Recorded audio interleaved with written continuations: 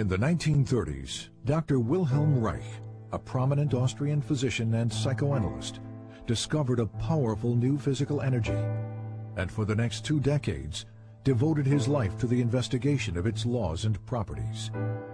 He confirmed the existence of this energy in the human body, verified its presence in the atmosphere,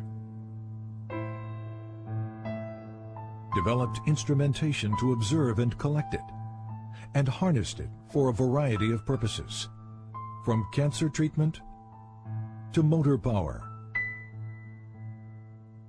to weather experimentation. Reich called his discovery orgone energy.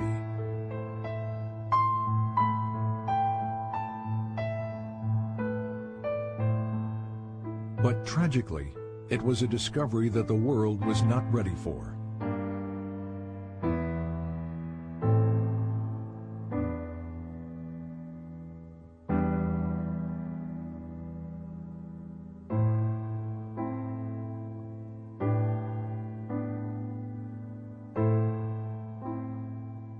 Wilhelm Reich was born in 1897 in Galicia, the easternmost part of the Austro-Hungarian Empire, now the Ukraine.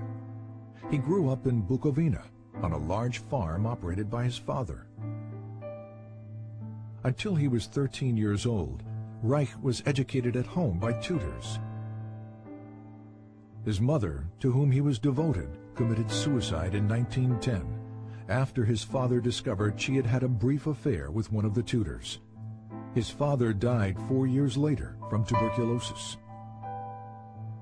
That same year, 1914, the First World War broke out. Within days, Russian troops swept through Bukovina.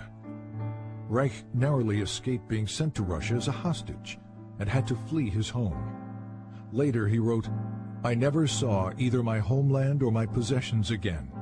Of a well-to-do past, nothing was left."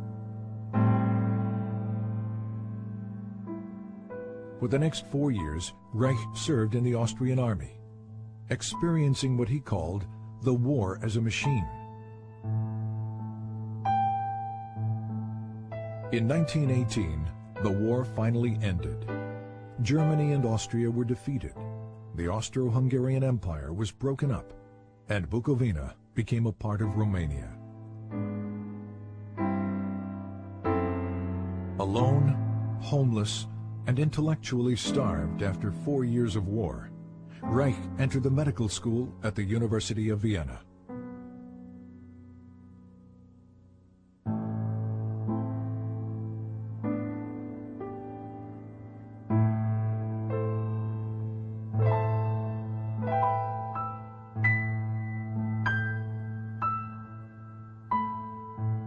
Reich's recognition of the significance of sexuality drew him to the work of Dr. Sigmund Freud, the father of psychoanalysis.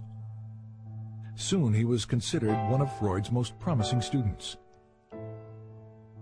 Freud had discovered that neuroses are caused by the conflict between natural sexual instincts and the social denial and frustration of those instincts. Freud had also hypothesized the existence of a biological sexual energy in the body.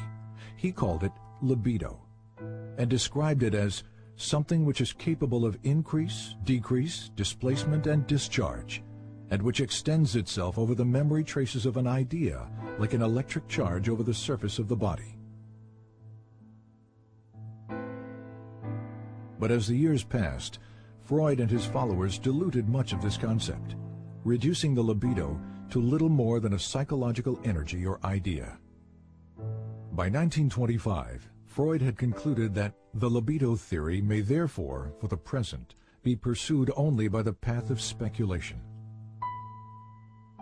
Reich's clinical observations, however, demonstrated that sexual energy was more than just an idea, and that sexual satisfaction, in fact, alleviated neurotic symptoms. He discovered that the function of the orgasm is to maintain an energy equilibrium by discharging excess biological energy that builds up naturally in the body. If that discharge function is disturbed, as it proved to be in all his patients, this energy continues to build up without adequate release, stagnating and fueling neurotic disorders. Reich's orgasm theory set him apart from his colleagues because it indicated that the libido was a real physical energy that possibly might be measured quantitatively. His clinical work also led to new therapeutic techniques designed to discover and eliminate any impediments to the flow and discharge of this energy. But the widespread existence of human misery forced Reich to conclude that the solution to the problem of neuroses was not treatment, it was prevention. You have to revamp your whole way of thinking, said Reich, so that you don't think from the standpoint of the state and the culture, but from the standpoint of what people need and what they suffer from. Then you arrange your social institutions accordingly. Freud, on the other hand, maintained that culture takes precedence, that sexual instincts must be adapted to the existing social structure.